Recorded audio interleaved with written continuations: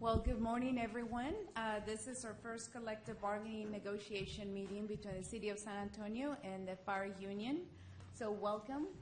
And Billy, I think you want to introduce your team, so go ahead. Thank you, Maria. Now that all of 624's team is here today, I'd like for them to introduce themselves, since at ground rules they weren't all present. Captain with the fire department. I've been in for 16 years. I'm currently engine 19. This is my first time on the negotiations team. I mean, it's been fun so far. Michael McCarty. I'm a lieutenant at engine 40. Been in 8 years. Same thing. Ricky Poole, General Counsel for Local 624. Joe Jones. Rick Paulson for Local 624. Good morning. Well, thank you, Billy, and welcome, team. I'm going to ask my team to introduce themselves. Liz. Good morning, Liz Provencio, First Assistant City Attorney for the City of San Antonio. Christina Sanchez, Assistant to the Director for HR. And I'm Maria Villagomez, the Deputy City Manager for the city. So thank you again for these negotiations. We're excited to begin this process. And what we are going to do is that we have our proposals according with the ground rules. We're going to lay out what we are proposing for this contract. What we have done is that we have summarized and highlighted the changes that we are recommending and proposing to the association in a presentation, so we'll go over that, and then we'll give you a copy of all the articles with the underline, strike, and additions, deletions, that kind of thing. So with that, I'm going to ask the AV team to put that on the screen.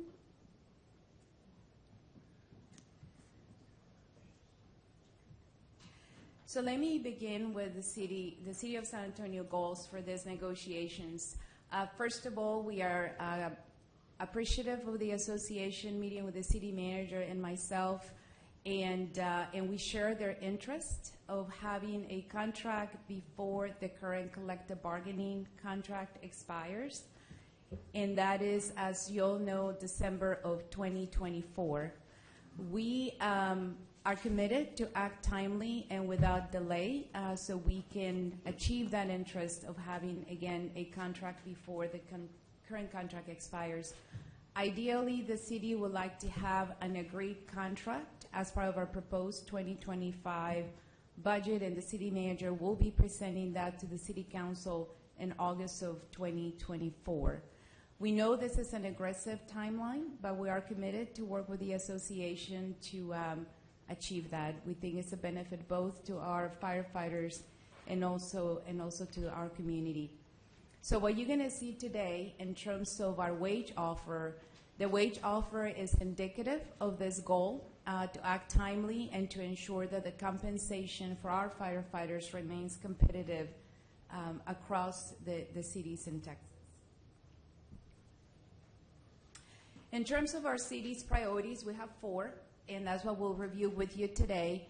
Competitive wages, and again, I say one more time that this is to remain competitive amongst large Texas cities. Also, we have to strike a balance. So this contract has to be something that the city can afford. We have to balance with other priorities of the community and priorities of the city council. Operational improvements and discipline is an area that we also are proposing to make some adjustments, and then we have some language cleanup as well. And let me tell you a little bit about the importance of the wage proposal. As you know, we have started our budget process. In a couple of weeks, we're going to be having a discussion with the City Council to lay out the priorities for the 2025 budget. Our intent, as we do a 5-year financial forecast, is to incorporate the proposal that we are putting on the table today. We hope the association comes with a wage proposal as well, so we are able to model that in our long-term financial plan.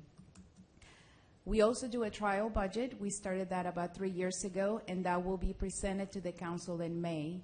So those are the financial steps that we would like to reflect the negotiations that are ongoing, and so that way the council, the community, they know the cost of our proposal and how that impacts other priorities that they may have as we continue the budget process. So I'm going to start with the duration of the agreement, which is Article 38. The City of San Antonio is proposing a 5-year term beginning January 1 of 2025 and ending December 31st of 2029. In terms of pay and benefits, we are proposing a 20% wage increase over 5 years, 4% every year effective January 1 of every calendar year. The total cost of this proposal is $133 million over the 5-year window. So that is, again, the proposal that reflects our commitment to act timely and not delay, and with the goal of having a contract in record time in terms of before this current contract expires. We are proposing no changes to employee health care from what we have in what is currently available to our firefighters today. We are also proposing a new benefit, and you may be aware this is similar to what we have in the police contract, which is an option for employees to contribute leave to their 457 deferred compensation account. This is consistent with the IRS, and that will be an option they have 3 consecutive years prior to their retirement. We think it's a good option for those employees as well. Now, in terms of operational improvements, one of the things that we would like for the association to consider is modernizing the recruitment and the cadet applicant processing. What we're going to share with you today is not a change to standards or qualifications, but our goal is to make sure that we can get those individuals who are interested in becoming a firefighter through the application and the processing a lot faster than what we do it today. We are also recommending to add assessments to supervisory promotions, and also we want to talk to you about overtime. So just to tell you a little bit how we organize these changes, this particular table includes the items that we are proposing to make some adjustments to. We're also highlighting the current process as it is, and then what we are proposing. We felt this way it will be easier to communicate those changes that we're making, and of course the language on the articles will be reflected of these proposals. So as you know today, our process in the fire department when it comes to applicant and processing is a very linear process. We take an application, or I should say we start with promoting the fire department. There's interest from somebody. We take an interest card, and then there's an application process, and then they take the test. Then they're notified that they passed the test. Then there are additional steps. But for some, and then we start the academy class. So for some individuals, this process may take over 2 years, 2 to 2.5 years. As far as I know, this process has existed for a very long time, at least 30 to 40 years from what I'm told. So what we are proposing is to modernize that recruitment and application process. We are modeling the process similar to what we have done with the police department. Again, this is not a change to standards or guidelines.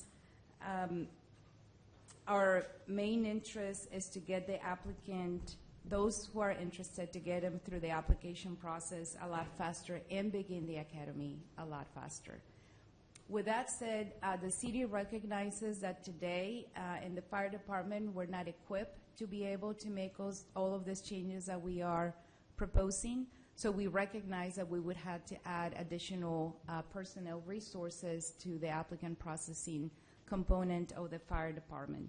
So if the association was interested in considering some of these changes, then that is something that we would have to factor in what it would take for us to be able to deliver in these changes. So let me start with the items that we are proposing to make adjustments to.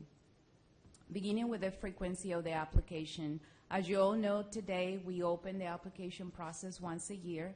What we're proposing is that the application will stay open all year. That way, if individuals are interested, they don't have to wait potentially up to 12 months or more to be able to submit their application. The frequency of the written exam is another area that we would like to enhance. As you know, we do it once a year today, and our average has been 800 to 1,000 applicants. What we are proposing is to do it, it could be up to once per week. The police department, for example, they offer it 2 or 3 days a week during the week, and then they also throw in a Saturday every so often to be able to attract those individuals that perhaps are not available to take the test during the week. Could be as minimum of 1 applicant up to 20 applicants each time that we apply that test. Now, in terms of the eligibility list, today in the fire department, we have that list once a year. What we propose is that it will remain continually active. As individuals complete the steps of the process, they're added to the eligibility list. In terms of the overall process for applicant and testing, our current process has very rigid timelines. I think it limits the opportunities for individuals to apply and to test in a more frequent basis.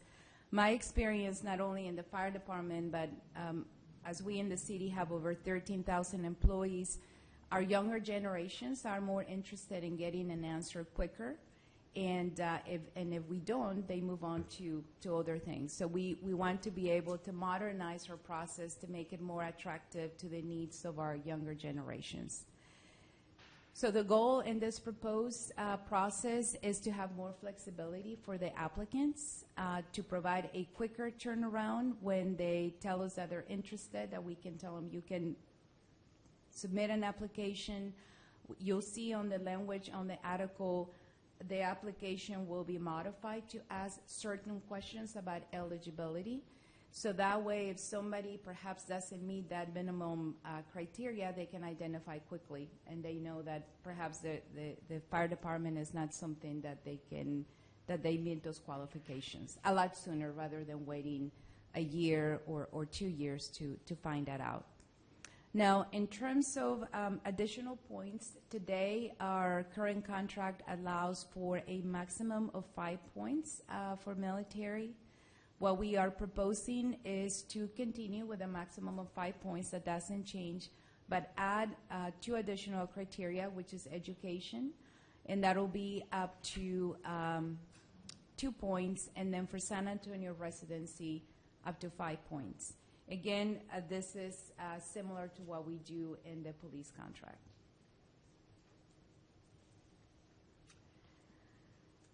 So I'm going to switch now to modifications to Articles 30 and 31, addressing grievance and discipline, and our City Attorney, Liz Provencio, will cover that.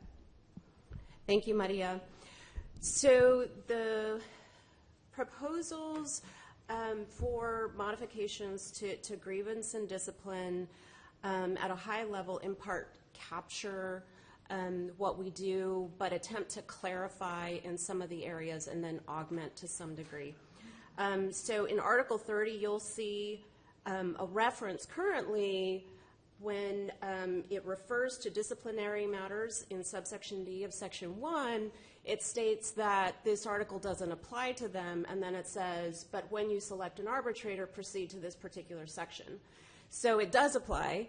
And so, and as you read the article, it kind of weaves in and out of what's going to apply to just strictly contract arbitrations or non-contract arbitrations, sometimes what's referred to as statutory grievances, and then discipline. So we wanted to bake in specifically references to discipline, so it's abundantly clear what all the rules everybody's operating under, and so expectations are plainly set. So we've tried to be more specific about that in the language that we've included in Article 30. With regard to union grievances specifically, the section doesn't necessarily say what that remedy is, so we spell that out more specifically. As for selection of arbitrator, for those of you that have gone through this process with us, know that we have a 5-day provision in the contract that's our responsibility to do, and that's not typically a timeline we meet. As a result, we've increased that to 15 days to get a list. That way the process can start more timely, and that's a more practical timeline for us to be able to operate under, given that we're not capturing those 5 days currently. With regard to grievances to go to arbitration, one of the points that you'll see is that we recognize that there necessarily needs to be time to determine whether or not a grievance is in fact worthy of proceeding to arbitration after the chain of command process occurs. What we're trying to address is the fact that some of these linger for some time, and that's not good for either side in terms of, it doesn't get resolved, and also the people that are involved may not be around anymore because of, the time that has lapsed. So we think the time that is sort of a fair balance to be able to go ahead and move that along to arbitration is 2 years, and so you'll see that included in the provision specifically, because right now it's silent. There is no timeline. With regard to discipline, we are proposing some additional tools for the chief. As you know, currently the chief only has the ability to be able to impose a suspension for 15 days or 15 days or less, or an indefinite.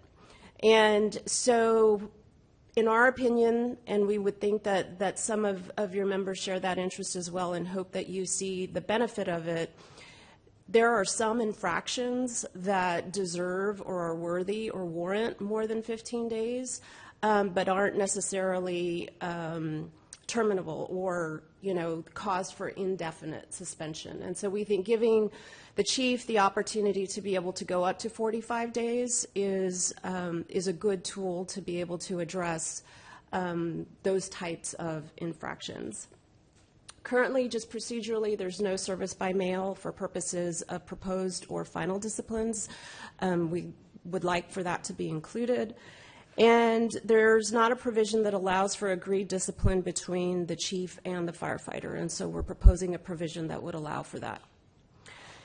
With regard to procedures, we do have some of those that are captured in Section 6 currently. We've moved that to another section so that it's very clear that all of those apply to whether you are proceeding with a contract grievance or a non-contract grievance or a disciplinary matter. And we've tried to simplify those as well, just so it's clear.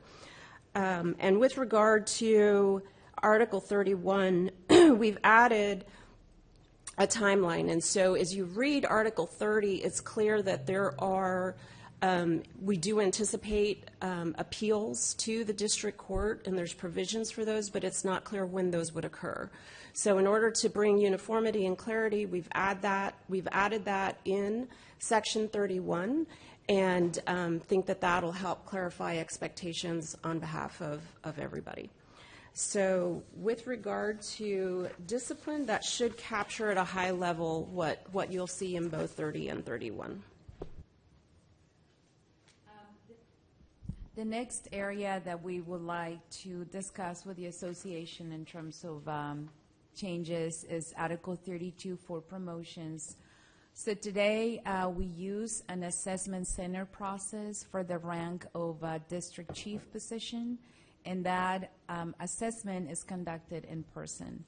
What we are proposing is to add that process for the ranks of captains and lieutenants as well, and to have the flexibility to do the assessment both in person and or video. The other area that we would like, we're proposing to make an adjustment to is when it comes to the exam of military personnel that are returning back from service. Today we use what is called a B exam, And what we are proposing is to eliminate that B exam and allow the individual to take the next available promotional exam that is available for that rank and that they're eligible for. So that summarizes the changes to that article. Area that I would like to discuss is overtime. So we don't have any changes to the article. This is for discussion only. We experienced an increase in overtime expense during COVID-19 in the fire department, specifically in the fire division. No surprise, I think, with the challenges that we were facing, our employees were facing, and also the demands of the community that was expected. However, we expected to see a decrease on the levels of overtime in the fire division after COVID has come more to be more manageable than it was back in 2020, 2021, and up to 2022. However, we have not seen a decrease of the overtime that is being utilized, and of course, it has a financial impact as well. So in reviewing those expenses and trying to understand what perhaps were the drivers of the overtime, we've also identified an increase on the use of sick leave in the fire division. Interesting to know, the EMS overtime hours have remained pretty much consistent with where we were in 2019. Slight increase, but reasonable with the growth in the department. So we would like to work with the association to jointly identify strategies to strike a balance between, specifically in the fire division overtime. So again, there's no changes to the article, but we would like to have a conversation as part of these negotiations to identify it and strike that balance. So the last section that we have here, this is a summary of other changes that we are proposing, some language cleanup and clarification to existing articles. So I'm going to start with Article 3 for management rights. One of the areas that you will see in our proposal is that we would like to clarify the intent of the use of civilians in the fire department. The next section is union activity. From our perspective, this is a clarification in terms of the availability of the union leave pool. We believe that the current language that we have in the contract, which reads that the union pool leave will be available to the union, calculated on the first payroll of October. Historically, the city has provided or has made the leave available October 1. So in order to be consistent with practice, and we think it's a benefit to the union as well, is that we would make it effective in the contract October 1, and we will calculate the hours based on the last active payroll the month of September. So that way there's a clear calculation on the hours, and those are effective October 1. So that's the clarification there. Now, in terms of sick leave, this is a small change that you'll see in the article, is to clarify that this sick leave bank that is available to the firefighters is for non-work related injuries. That has been the practice. We just wanted to clarify that. Article 23 has some changes, and to summarize those changes, we want to clarify when a doctor's certificates are due. Currently, it's not clear on the language that we have in the article. We also felt that the language in the article, perhaps throughout the years, has become somehow repetitive. So we simplified in an effort to clarify the article. We've also removed the section that talks about the failure to provide documentation and broaden the potential consequences of the failure to provide a doctor's certificate. So that is there for discussion. And then finally, Article 29, we want to clarify the threshold limits for drug testing. The list of the drugs is the same as in the current contract. We had challenges finding a contractor that could test for the thresholds that we have in the current contract. So what you'll see on the language that we're providing, we eliminated the threshold so that way we can work with the consultant to the lab to see what is available in terms of those particular drugs that are listed in the contract. And that concludes the sections that we want to make some adjustments to, as well as our proposal. And again, I would just want to summarize that we put in a lot of work in really thinking strategically for this negotiations. We understand the interest of the union to have a contract done quickly, and we share that interest. We're committed to do so, and our wage proposal and our what we put on the table today reflects that commitment. So we are going to pass to you the actual language of the articles that we just reviewed. And that's all we have at this point, Billy. We're happy to answer any questions. If okay, I think it might be a good idea to take a break so we can go back and I'll memorize all the language in the chart. And we'll resume with the union's proposals. If we have any questions, we'll let you know. We appreciate the overview. We think it was very clear. We have a very clear understanding, I believe, of what the city is approaching, and the city's taking the negotiations seriously, and we look forward to moving forward. So can we take 10? Of course. So right now is 10:25. Do you want to come back in 10 minutes, or you want to do 10 to 11 to give you a little bit more time? 10 to 11 is fine. Okay. Then we'll see you back here. Thank you. Thank you very much.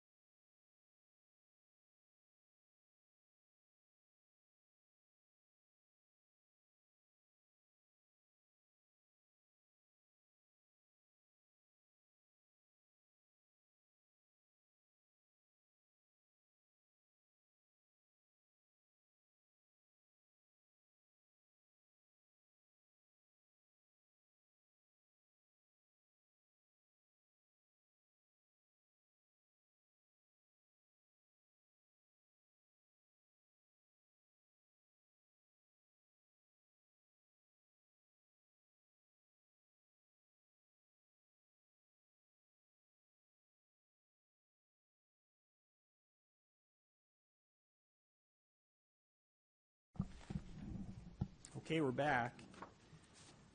At this point, we're going to proceed with a review of the union's proposals to the city in this round of negotiations. And if I may reiterate some of the things that we said when we were here a few weeks ago talking about ground rules. It's the union's intention to get to a negotiated agreement with the city and to do so in an accelerated time frame.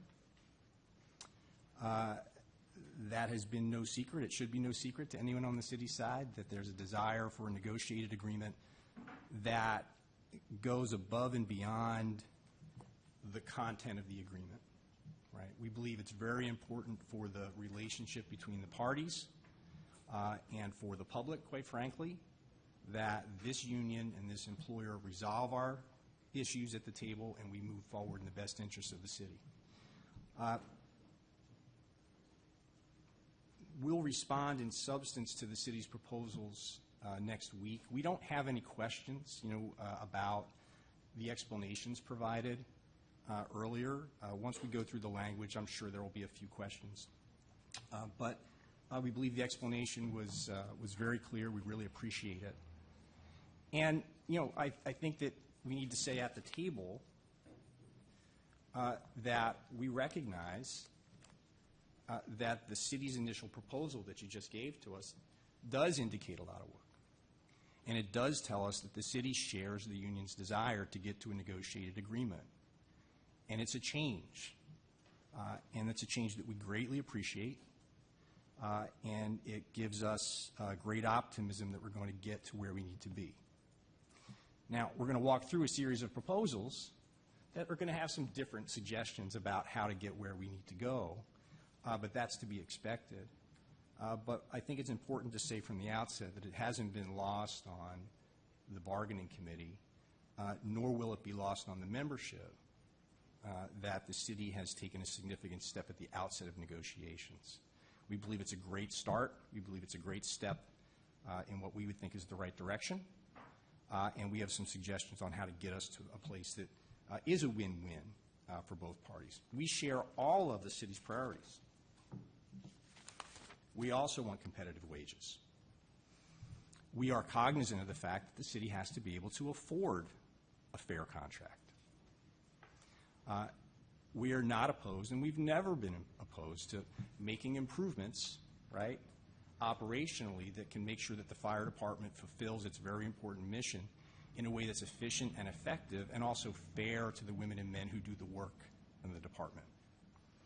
And if there are areas where the contract's not clear, let's make it clear, right? We do our level-headed best as lawyers to try to write language in a clear way. We still manage to mess it up, and that's okay. And if that didn't happen, we'd have to get real jobs. And so, but if there are areas that we can clean up, let's try to clean them up. So with that, I'm going to walk through a presentation that's up on the screen, and I gave you a hard copy of the presentation, and also a set of the union's initial bargaining proposals, and it's a 4-page document. There are 17 separate proposals, and I think we're probably about the same in terms of the number of proposals that we have on the table, and I think that's a departure as well on the union side from the past. And it indicates, or I hope it indicates to the city, our desire to move forward in an expedited way towards a fair agreement. If there are any questions or any clarifying questions while I go through, please feel free to interrupt me. I won't take that as anything other than a clarifying question. If you prefer to hold those until we're back again or later today, that's fine too, but please feel free if you have anything that you want to ask to just ask me. All right, let's start at the beginning. And a couple of things to note. We have proposals that are affecting 14 of the 38 articles in the current collective bargaining agreement. Some of those changes, similar to changes that the city is proposing, are very modest changes to articles of the contract, but it does stand out to me that the vast majority of the articles in the contract, we're not proposing to change. And I didn't have a chance to go line by line through the city's proposals, but we're talking about a lot of the same articles. And so I think that's a good thing. The vast majority of articles that are in the contract, we're just proposing that would carry forward with no change. And so I think that hopefully very soon. The first thing that we can do, the first sign of success in these negotiations, is we can TA a lot of the unaffected articles that we can bring forward into the future. Our proposals fall into 3 categories. So we have priorities as well, and those priorities, as I mentioned, are very similar, I think, to the city's proposals, or the city's priorities. And the first one is fair compensation. Right? So we want a competitive package, fairness. Everybody wants a fair contract, right? It's a matter of what's fair. We'll talk to you a little bit about what we believe is fair and why. And we're going to talk today a little bit about history, but not a lot. Our focus is on the future. And we've spent a lot of time over the last few years, and I know that this administration has as well, in focusing on the future and trying to conduct negotiations in a way that will keep us focused on the positive, and that's what we're going to try to do. Our next priority is work-life balance.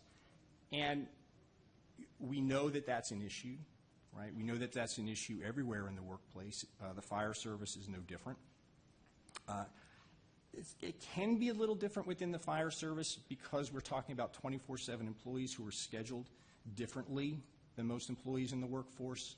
I'm the son of a firefighter, and I remember the different challenges that come in being a family member of a firefighter. And so when we talk about some of the desires of younger people entering the workforce, whether that's process related or other things, we know from our experience that the firefighters that we're bringing into the department have a different view, probably a much healthier view, of work-life balance than maybe our more senior firefighters do. And so what we're doing, or what we've done, is looked at the contract, and so are there ways that we can help our firefighters spend ample time at work, but be also able to spend time with their families and leaders in their communities like we know that our members are. And so we have proposals that go toward that. And then the last area of proposals, the last priority that we have concerns developing and maintaining what we're calling a healthy work environment. And normally in firefighter negotiations, when I talk about a healthy work environment or a safe work environment, I'm talking primarily about staffing provisions, or provisions that reflect the very dangerous nature of the work that our bargaining unit performs. But when I say work environment here, I'm not just talking about physical things. There are some issues that we want to address, but what we're talking about is also the relationship, the work environment that shows a strong relationship between the union and the fire administration, and the union and the city administration.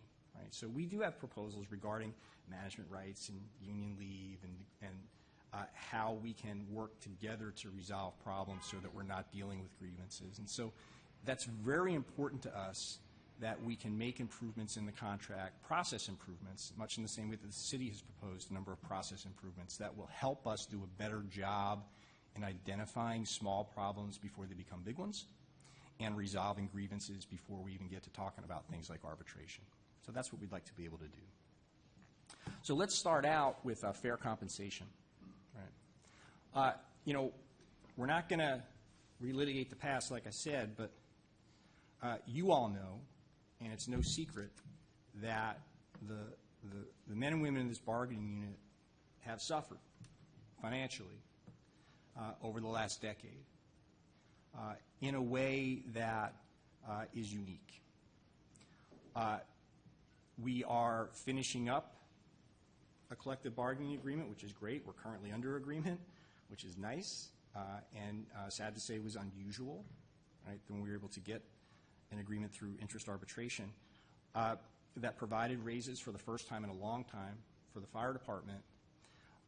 And we got hit with the double whammy of, when we finally now had an award and we had raises, we saw inflation go crazy, right?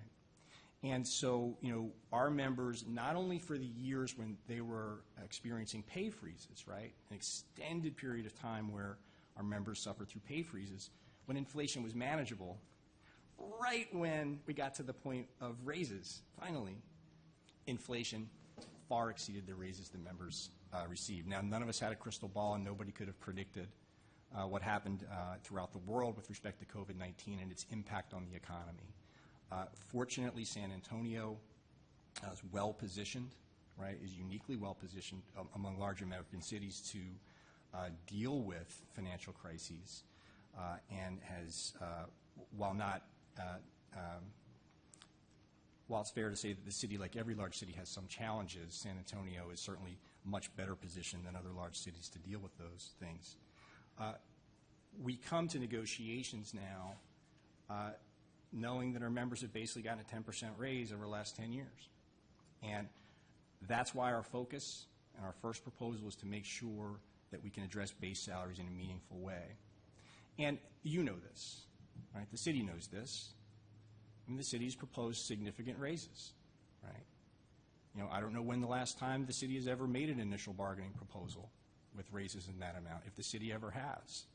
And we think that reflects not only a desire to do the right thing in a way that's fiscally responsible, but it also reflects the fact that you know what's happened, you know what the history is, and that something needs to be done. And we appreciate that. We really do. Our first two proposals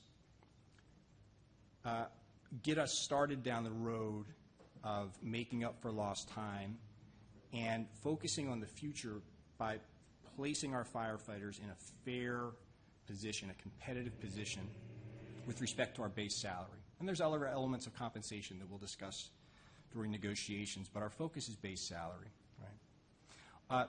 So the first proposal is what we're calling an equity adjustment, right? And that's to amend the salary schedule in Article 13 to provide an immediate adjustment to the salary schedule to address the impact of inflation, right? And also some of the disparities we see between the fire department and the police department. We know what's going on in the economy with respect to the cost of living, certainly most significantly over the last few years. We're down into what I would call more manageable territory with respect to inflation, but we're still not back to where we were, and I don't know that we're going to be. And who cares what I think, right? Economists don't know if we're going to be back down to the ones and twos with respect to CPI for the next 5 or 10 years. And so, you know, what we want to try to do is provide a boost, an adjustment to the pay schedule that reflects some of that lost ground to put us where we should be. What's going to do that? There's no magic number, right? You know, we come here saying we don't know what the answer is. We have some ideas. We know the cost of living has increased about 30%, you know, if we go back to 2013. We know when we look at the contract the differences between police salary and fire salary, and so there are some clues there, I think, as to what might be the correct place to be. But certainly some adjustment is going to be warranted up front in order to put us in best position to focus on the future here. Now, beyond that, you know, in addition to an equity adjustment, we can talk about normal raises, right? So percentage raises to become effective October 1st, you know, that, you know, will adequately pay members given the nature of the work. That's a more traditional discussion, and we can provide more detail on that when we work through those proposals. But it's basically a two-prong, an adjustment up front, and then we talk about what the percentage raises are moving forward. And I'll give you a surprise. You don't have to go all the way to the back. We're proposing a 3-year term. We know the city's proposing a 5-year term. We're confident that we'll get to a fair place. And so it would be an adjustment in year 1, and then we'd be talking about, at least under our proposal, 2 percentage raises in October 1 of 25 and then 26. We want to show you a couple of slides, and we're not going to go through a ton of these things, but we did want to talk about a couple of things today. And, you know, we called up a slide that you have a handout, and what this shows us is the number of tested applicants for the fire department over the last 10 years, right? We know this is an issue, right? And I'm not, you know, we know that we have been struggling over the last few years at the national level in recruiting and retaining, you know, workers, regardless of industry. It's been more difficult in public safety industry, right? So we're not saying San Antonio is the only department in the country that's experiencing recruiting and retention problems, but we do think we're unique, and we're unique because of some of the history, right? That last 10-year problem that we had, we think has affected, we know has affected recruiting and retention. And so if we look back, you know, to 2014, you know, we're talking about, you know, tested applicants, so people who met the qualifications enough to sit for the test, being in the area of 1,500 to 1,700. And we see that steady decline, right? But it was before COVID, right? Started before COVID and has continued, and it puts us down close to 800. And, you know, we understand that the city is interested in making some changes to the process. And I think, you know, we're all for process changes where they make sense, and that's not just for promotions, it's for anything having to do with the fire department. And, you know,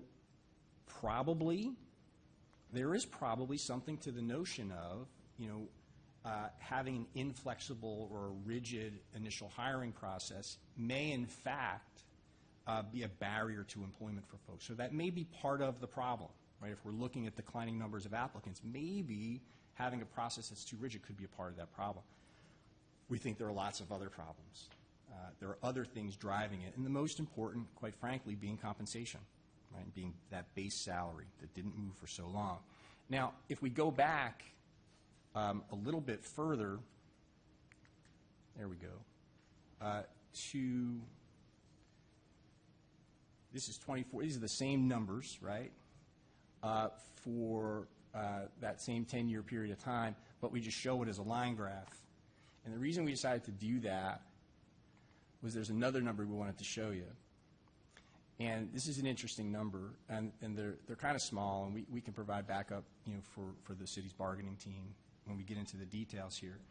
But what's that lower number? The top number is the number of tested applicants over a 10-year period, and we see that decline. The lower line, it tracks the top line, right? Not a you know, initially, right? We see that spike going up to 2016, but then if you look for the last, you know, 7, 8 years, the numbers seem to track. And what that lower line is firefighter salary, firefighter monthly salary, real salary compared to CPI. And so we took, I think, a step C firefighter back in 2014. We took monthly pay, and so we see dollar amounts here that are expressed. They're a monthly pay lag. And so we looked at firefighter monthly pay back in 2014, and if that had grown just consistent with CPI, which is an indicator that, you know, I think we all believe has some credibility, and certainly the city utilizes in its planning, and we compare that to the actual salaries of firefighters during the period of time, given that so much of that time there were no raises, right, we would expect a downward trajectory, and we see that. And then even the last few years, right, when we had raises finally, but they were modest in comparison to what we saw with inflation, we see a lag growing to about $800. That last number is $796. That's per month, right? That's per month. And so it puts firefighters about $10,000 below. This is a 5-year firefighter, about $10,000 on a year below where they ordinarily would be. But what's interesting to us and why we show you this is we see a relationship there. And so, you know, when we're saying that there are lots of reasons why we're struggling on the recruiting end, and some of them go beyond maybe the culture of a department or compensation in a department, we can't forget about those things. And that chart tells us that there is a relationship there. And if you see the applications, it probably took a couple of years for somebody to figure out, oh, wait a minute, San Antonio, they're not getting raises over there.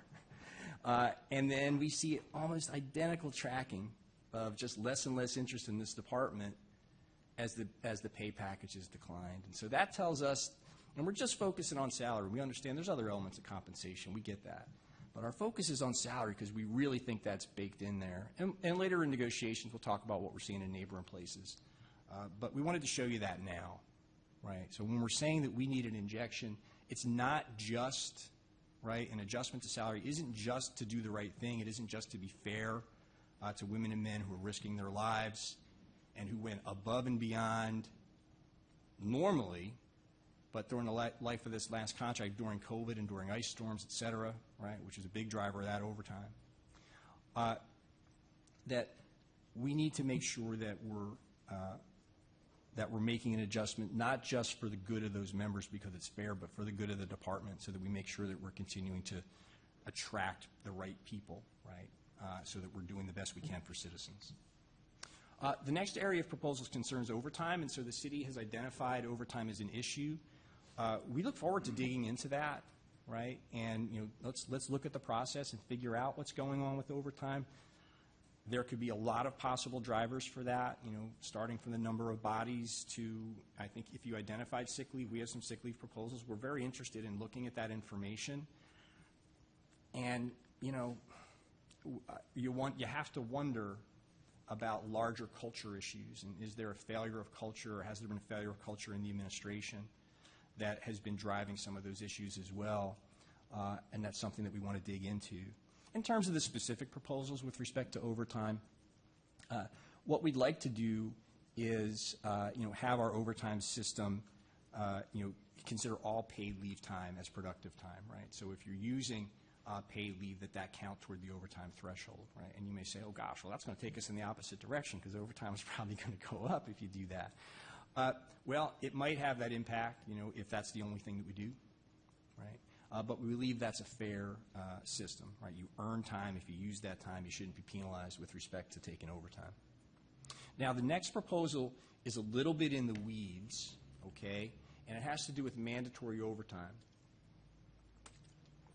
And this is an issue that we're only bringing to the table because we actually thought we had this resolved at the department level last year, and for some, it goes up to fire administration and nothing ever happened. It died there. So this could be a quick fix potentially, but our proposal is to figure out how we deal with mandatory overtime.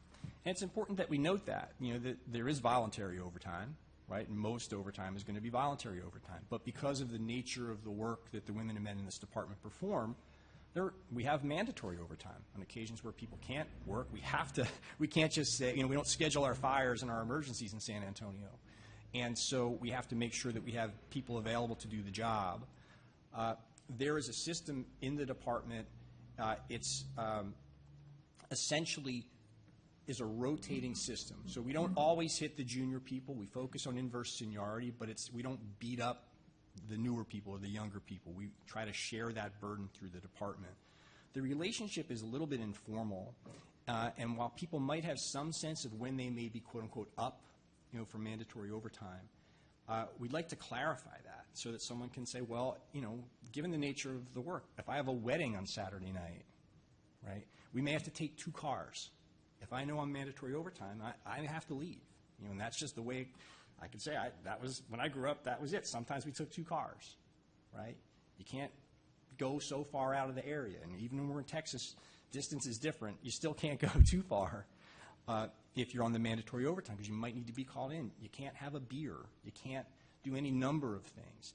And what we want to make sure is that people are aware of those restrictions, and those are scheduled so people know how they can plan their lives. And because of the restrictions, we want to make sure that there is some standby compensation for the people who are affected. There's no magic to our proposal. We're suggesting 5 per shift because that seems to reflect our experience, that's about what we might be looking at. And that people are they don't have to stay in their houses, right? It's typical standby, but you have to make sure that you are responsible enough that if a call comes in, right, that somebody's out and you need to be called in to fill a vacancy on a shift, you can do that. And so we're not providing on-call pay, which would be hour for hour. We're just saying standby pay in what we think is a modest amount for just those 5 people per shift, just those days when they're on time. And we're suggesting you do that through a pay period. We're also saying there's no magic to it, and if there's a better way to do that or identify that, we're open to it. We had productive discussions internally at the fire department. We weren't able to get those across the finish line, so we're talking about them here. The last overtime proposal also concerns standby pay, and that's for a smaller group, our arson investigators, and we want to adjust that to increase the standby amount for those investigators from 2 to 3 hours. And if you look at, there's a little bit more to that proposal in the more detailed proposal document that will provide additional pay on certain holidays. Speaking of holidays, we're looking to provide an adjustment in the way that members are compensated on holidays. Our members work on every holiday, just like police officers do, and we're proposing a system that is more typical, and that would adjust the rate of pay for members who work on premium holidays. I think we've got about 8 premium holidays, right? Currently, there's a premium. It's time and a half. We're proposing that be double time. And if you're called in for an overtime shift on a premium holiday, that rate be a double time and a half. The next few proposals concern uniforms and equipment. And there are a couple of areas where we have proposals that will reflect adjustments to things that are fixed amounts in the contract. And so fixed amounts stay the same. That's why they're fixed, even though inflation doesn't stay the same. And so we have some dollar amounts that we're looking to improve. The uniform credit system, we're looking to increase that to $660. And then so that we can not have these amounts erode, have them be adjusted on an annualized basis, consistent with CPI. And we're identifying October 1st as a good year to make those adjustments, given that that's the beginning of the fiscal year. And the same thing you'll see with respect to the clothing allowance, an adjustment up to $950, and then providing subsequent CPI adjustments so that we don't have those areas of compensation erode over time. You'll see a similar proposal with respect to incentive pays. And so Article 22 has, we call them a number of different things. The article is called incentive pays. As a practical matter, Article 22 will contain a mix of assignment pays for members who were assigned to units that require additional training, additional responsibilities, et cetera. And then also there's compensation for members who maintain certain certifications in order to do their job. So there's a mix of both of those. You will see, if you look through Article 22, that all of those amounts are fixed. And, as we go through the details on these, some of those amounts haven't been changed in 20 years. And so what we're trying to do, what we'd like to do is update the amounts to reflect the increase in cost of living since October of 2013. So let's pick up that 10-year period to essentially restore those incentive pays to their same relative position that they were back in 2013. And then let's put a system in place that adjusts them moving forward. Paramedic certification pay is a little bit of a different proposal. We've got paramedic certification held by two different categories of our employees, some of our EMS employees and our fire suppression employees. There's a difference in the certification pay. It's a difference of $100 a month. We're proposing that we bring both the fire and the EMS paramedics to the higher amount, and that would be the amount set forth in Section 5 of Article 22. And those amounts, whatever that amount is consistent with our proposal to adjust that so that stays consistent moving forward. We'll provide, as we move through the negotiations, some additional detail on certifications. We've given some thought on ways that we can maybe modernize the way that we pay for certification. That's a more detailed proposal, and so we're just letting you know that we think that's an area of the contract that we'd like to address, and we'll provide more details on that. And then with respect to field training officer, this is, I think, a clarification. There's a field training officer, and then for EMS, we call it a medical training officer. It's basically a field training officer, but there's no incentive pay paid to that position, and currently it's not paid in the department. So we believe, well, we would call that a clarification that would be an improvement for those members who are eligible. And then there are a couple of different assignment pays that we're looking to add to the CBA for our medical special operations folks, our wildfire folks, and our communications folks. The department has a really outstanding communications group that's doing things that are unique nationally, and lots of other skills involved there. And so that's just consistent with attempting to modernize the contract to reflect the increasing complexity that's added to the fire service. And that's the thing that jumps out in doing these contracts, is how complex fire and emergency services departments have become. And so it's not unusual to have new assignments. These assignments exist, and we want to add them to the incentive pays. We do have some health benefits proposals to Article 25. We appreciate the city's position on health benefits, and that's one of the things that hasn't been lost on us with respect to your initial proposal. There are some things, though, that we believe would help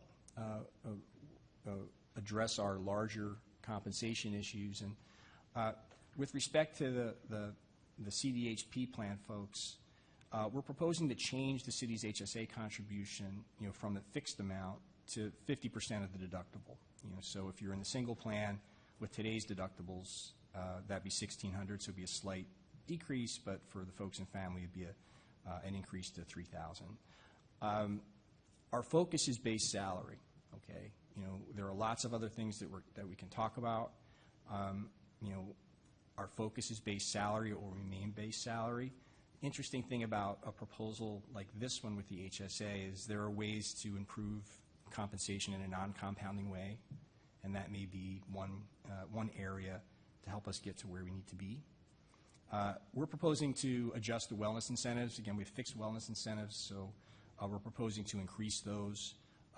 That's not just going to reflect CPI increases because they're more significant increases, but we would like to see more involvement in the wellness program and greater incentive amounts. And then with respect to contributions, we're not proposing to eliminate contributions. We're not proposing to reduce contributions, which is probably the first time. Well, I mean, we're not talking about contributions either way, and that's pretty significant in negotiations. What we're suggesting is that we look at a calculator that reflects CPI. So if we wind up in a situation, and hopefully we won't, hopefully we're going to get this contract done, and it's going to help us in the future get every contract done before the next one takes effect. But we have the escalator be tied to CPI as opposed to a set 10% number. And also we want to keep those contribution amounts in effect if there's an evergreen period. And you'll note at the end, I'll give you a preview, we're proposing to set the evergreen period at 8 years, and I'll tell you that we hope to never wind up in an evergreen period again. That's our goal, all right? But we want to make sure that we've got fair contract language that reflects the possibility that we may need that someday. The next section deals with work-life balance. And we have a few different proposals here at getting to that issue of making sure that we have ample time at work and ample time with families. And it starts out with schedule, right? And, just to make clear, firefighters in the city work a unique schedule, right? So we work a 24-hour on, 48-hour off, 56-hour work week, right? That's something that we see in some places in the fire service, but it's a good reminder, especially when we talk about other departments like the police department, that have a much shorter work week and still have higher annual salaries. So when we talk about how, needing to focus on base pay, let's also keep in mind that the vast majority of members of this bargaining unit are working an average 56-hour work week. And so why don't we just propose to change the schedule? Well, that's a pretty significant move. Lots of moving parts. We're proposing a committee to talk about getting to a 42-hour work week. There are lots of ways to do that. We're suggesting October 1st of 2026 as the goal. I'll tell you that in part reflects that we're proposing a 3-year contract. And I'll also say that's probably an ambitious goal if we're depending on how we do it. If we were to change platoons in a significant way, maybe that's ample time, maybe it's not. There are other things that we can do to have employees experience a 42-hour work week without necessarily changing platoons. Lots of details there, lots of things to be talked about in this committee. I'll note that the committee does have a dispute resolution process at the end. In the event of deadlock, we would get to an answer. So it's not a committee where there's not any outcome. But we're hopeful that if we can get together and talk about this issue, which has financial impacts, potentially significant financial impacts, but it also has a real impact on people, whether they're deciding to come here or not. These are the things that younger folks are thinking about. Do I want to have a 56-hour work week? How can we plan to make changes that keep us competitive moving forward is the idea there. And it's really important for us to propose it. It's particularly important for the committee for the bargaining committee, the contract committee, to propose this as a committee and not to propose just to make the change, because this committee wants to work together with the city to get closer to our goals. The next area concerns vacations, and primarily, floating vacation shifts, and these are when you move your time around, essentially on the schedule.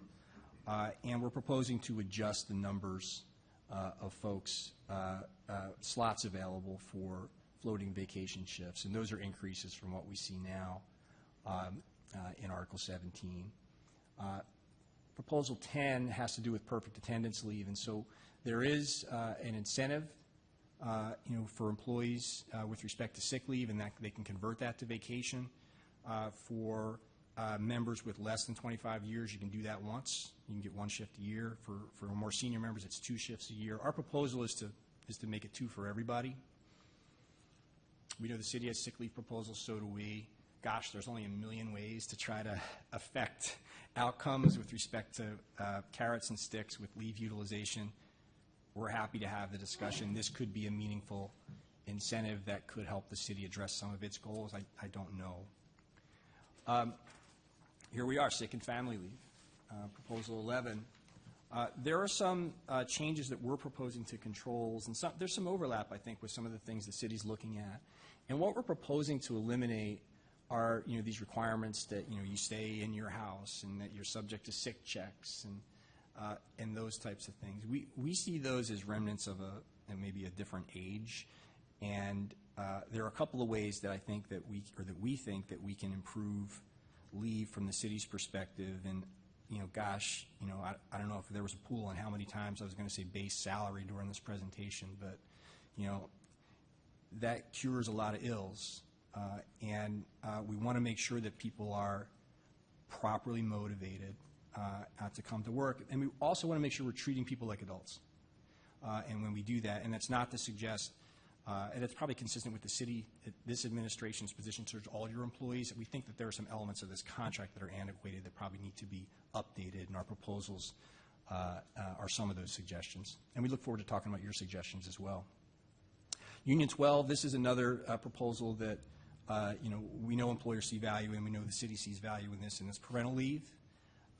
And so we're proposing 168 continuous work hours, parental leave during the first 12 months following birth or placement of the child. We can get into the details of how that is used and whether that's a block or whether that's, what type of arrangements are made. But, this is, we're not the first department to make a proposal like this. And this, again, reflects, the desires of younger folks coming into the workforce, and that's great. Having that balance to be good parents and to be good members of their community. And so, we really like this proposal, and we hope you'll give it attention. The last category has to do with this healthy work environment, not just in the firehouse and emergency scenes, but also in our dealings with each other. And we know the city has a union leave proposal, so do we. And this is to basically, these two proposals together will increase the amount of time going towards union leave. And so we increase the amount of vacation that members receive that can go to the union leave pool. We want to make sure that we have ample time, for union officers to be doing their jobs. And, my union guys can cover their ears, but they're an extension of HR. A good, effective union representative is dealing with problems that you all never hear about, and because the first place that people call to complain is generally not going to be, fire department administration. It's going to be over here. It's why Joe's phone's on silent. Otherwise, it would have gone off 9 times, already. And so we think that having more time allocated to that actually can be a win-win, and that's why we're making that proposal. The next proposal is more committees. And, this is a little bit different. These committees are a little bit different from our schedule committee, which is, there's more detail in that proposal, and there is an outcome, right? We have a dispute resolution process there. This is different. We want to establish standing committees, and here's what we want. And we've suggested committees that would make sense based on our understanding of the day-to-day issues in the department. But there's no magic, to the ones that we've identified. What we really want, we want them to meet. We want them to meet. We want, the fire administration to pay attention to this stuff and have regular meetings and to follow through on things. And that hasn't been our experience, but we're hopeful that we can make progress through negotiations to get closer to that. And that's what's behind the proposal. A couple of proposals with respect to work assignments. And, it's interesting that we're talking about applicant, processing and maybe needing to staff up there, in light of some suggested changes in the onboarding process. And what we'd like to do is have that work be assigned to sworn personnel. Currently, we have a handful of folks. Maybe there will be more in the future. And also in emergency management, there's a position there that we would like to be returned to the bargaining unit. We also have drug testing proposals that are, similar in a sense to the city's proposals, which I kind of understand as, we may have some antiquated language in the contract. If you're hearing that from contractors, they're saying, hey, we can't do this, because that's not how we do it these days. There are some other areas that we'd like to modernize, and there's really two things, and one is eliminating random testing and post-accident testing for marijuana, right? We're just not seeing that, right? And we understand what the women and men in this department do, right? But we're not seeing random testing.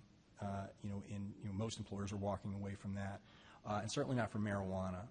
And so we're proposing to eliminate that type of testing. Of course, we would keep reasonable suspicion testing.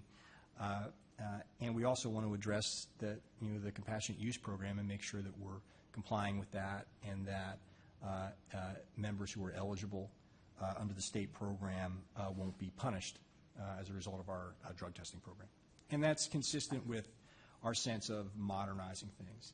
And the last proposal is the term. Again, we think a 3-year term makes some sense. I'll tell you that what's driving that primarily is we had a 5-year term and inflation went crazy. And people are still kind of feeling the sting of that every time they go to the grocery store. And so, but we're happy to talk about term as we move forward. And we acknowledge some of the things that we're asking for, some of the things that we're looking for, primarily in the area of base salary, are ambitious and may require us to do things over an extended period. We get that. But that brings us to the end of the proposals. I think, and I sense a lot of commonality in the areas that we've addressed, that both sides have addressed. We're very hopeful, and at the same time, we're addressing that, there's a lot of ground from our perspective. There's a lot of movement that needs to be made. We're not suggesting that that's easy at all, and, we're open to suggestion of any possible way that we can try to make sure that the salary package in this contract is a fair one and reflects what people have gone through over the last decade. And we look forward to having that conversation. Thank you. Thank you for that presentation. We appreciate it, and the level of detail that you have provided. One quick question. Will you be providing us with the revisions to the articles today, or that's No. not today? Okay. No. Okay. Very good. I don't have any questions at this point. I would like to caucus with my team, and then we'll come back. Is 12:20, I'm sorry, 11:36. Why don't we come back 5 minutes to noon? Oh, well, let's make it noon, if that's okay with you all. Sure. Okay. Great. Thank you. Thank you.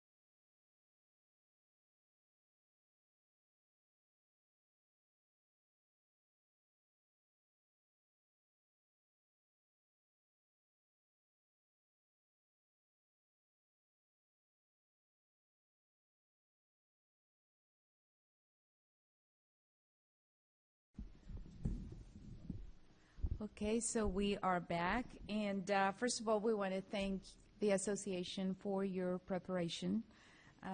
We appreciate that work. We know the wages are a top priority for the association, and we don't see an actual wage proposal. We were expecting to see one today. So we want to ask the association if you could agree to submit your wage proposal to us before our next bargaining session. Sure. Well, thank you for that. Just one question, just reviewing all the information you provided to us, specifically on reducing the 52 hours per week to 42. Any research on that, on any other fire departments perhaps that have transitioned to that model?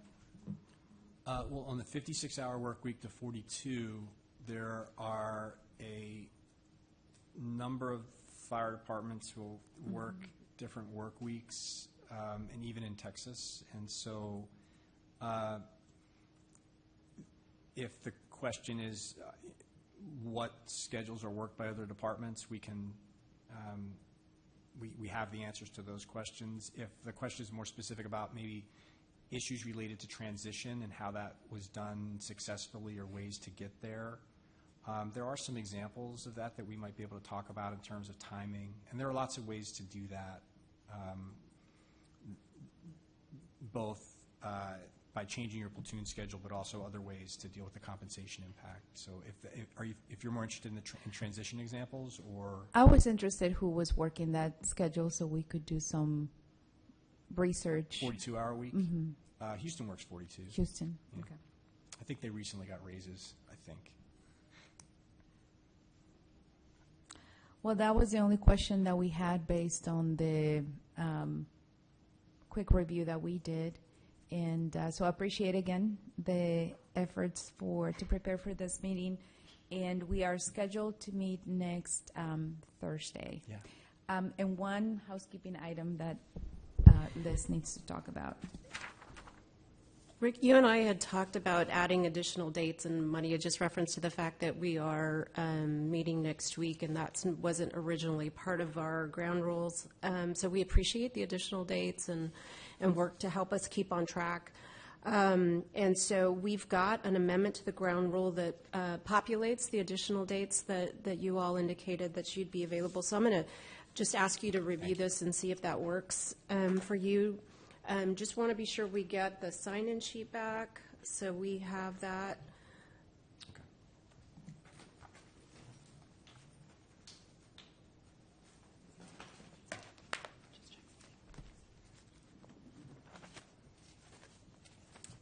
These look like the dates. So we'll execute the amendment to the ground rules and get you the sign-in sheet back.